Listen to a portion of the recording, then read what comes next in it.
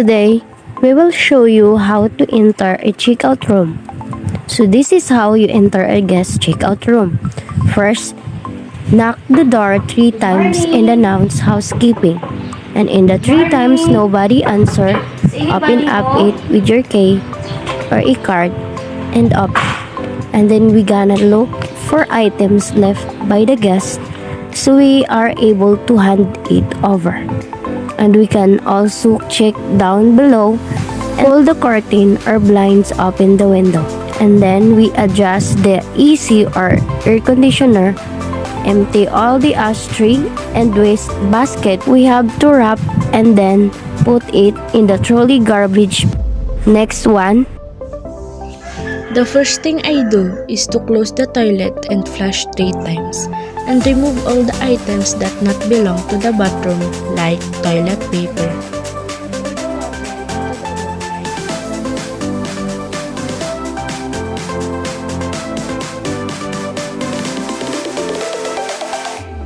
And take the water and soak with soap.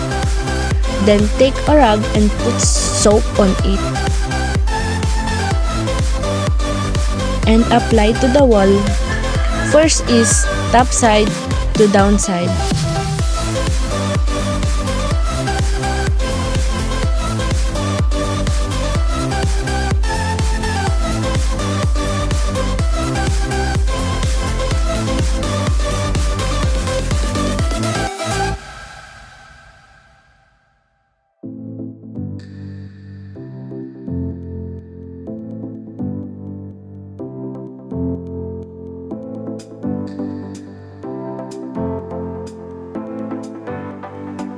Clean the wash basin and of course the shower. And another soak of soap and apply to the floor and brush it until it clean.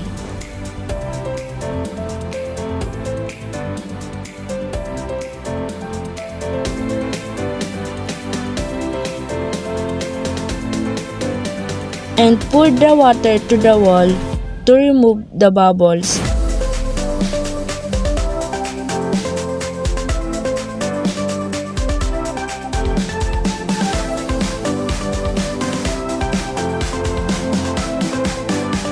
And wipe the wall with a dry cloth. Start from the top side to down side.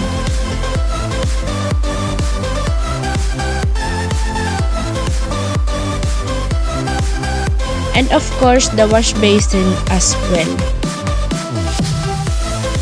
And clean the toilet with the soap and brush it.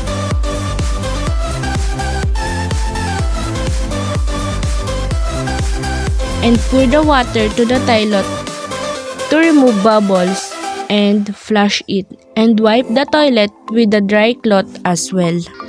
And close the toilet. Wipe the door inside and outside with a dry cloth and put the toilet paper in the bathroom.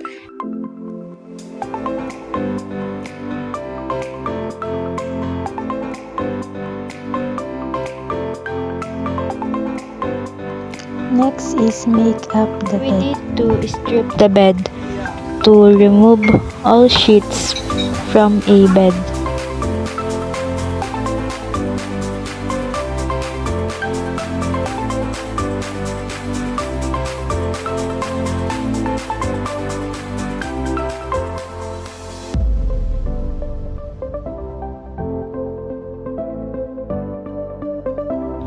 Raise the mattress to make sure that no accessories are dropped from guests. First is place the bed pad, hold the end of linen with thumb, and the remaining fingers are the one will take the remaining linens. Then butterfly stroke, and then flatten it using back hands.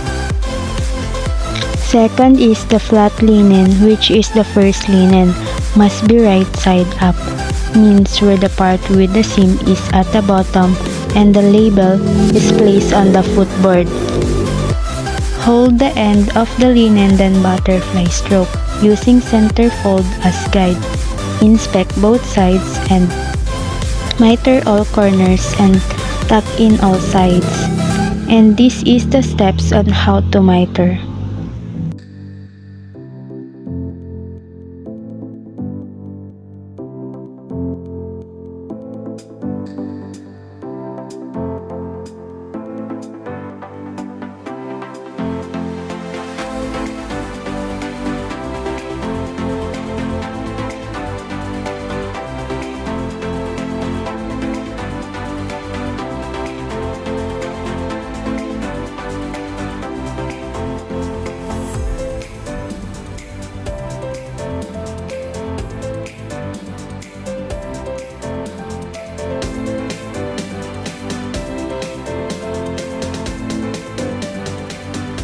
Put the second sheet. Must be wrong side up means must be upside down with the seam on top and the label still on the footboard. Put the blanket must be right side up, 12 inches from the head of the bed or 2 spans from the end. This is to make room for the pillows to be placed later. Put the third linen must be right side up also. Do what was done before. Then 1 span space from the end. Fold the 1 span of third linen into the blanket.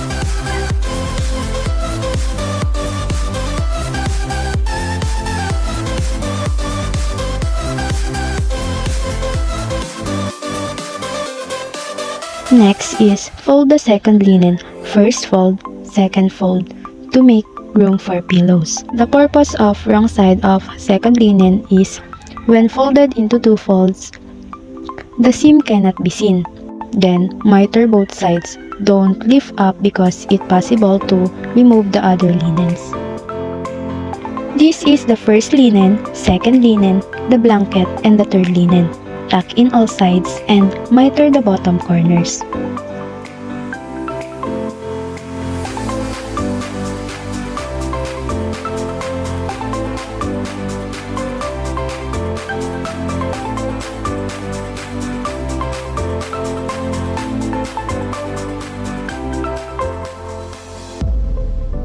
Flap pillows. Insert in pillowcase ensuring not to touch your body. Labels and tags should be kept away from guest contact or must not touch the neck of the guest when slept upon. Openings must be facing away from the door.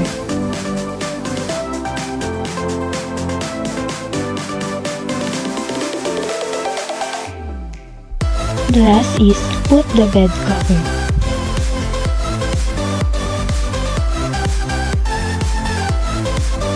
And this is the traditional bed making.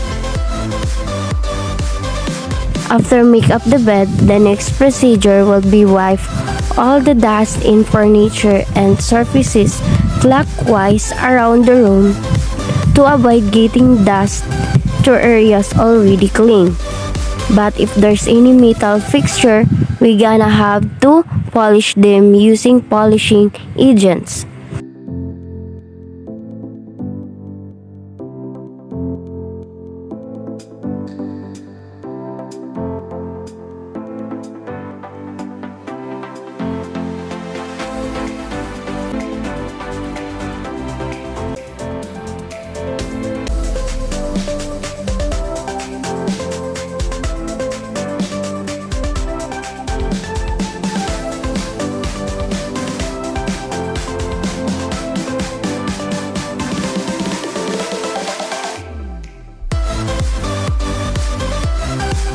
The next is sweep the floor at the party side from the door. Use short and smooth overlapping stroke, sweeping away from yourself.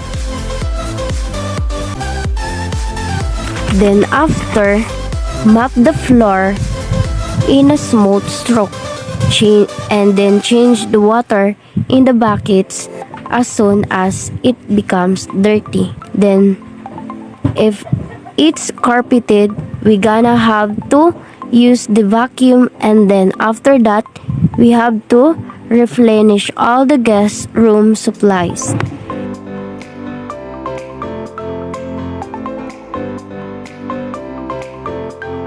Then after all, we are going to turn off the lights.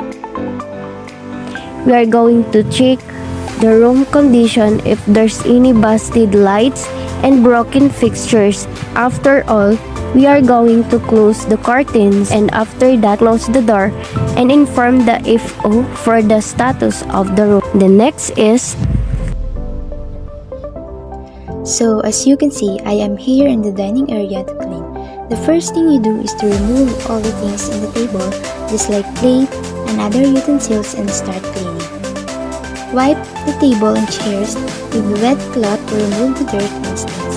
When you wipe the tables and chairs, first is wipe the top side before the down side. And also use dry cloth to dry the table and chairs and sanitize it.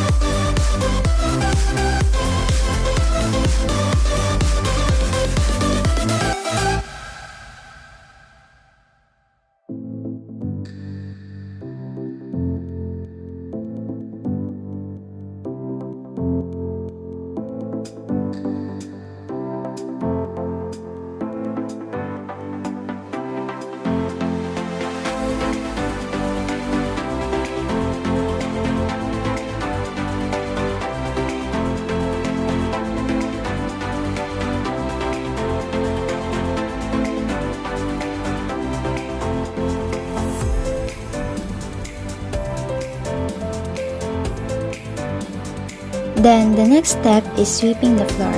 It is important to sweep every corner of the dining area so that it is not inhabited by the insects.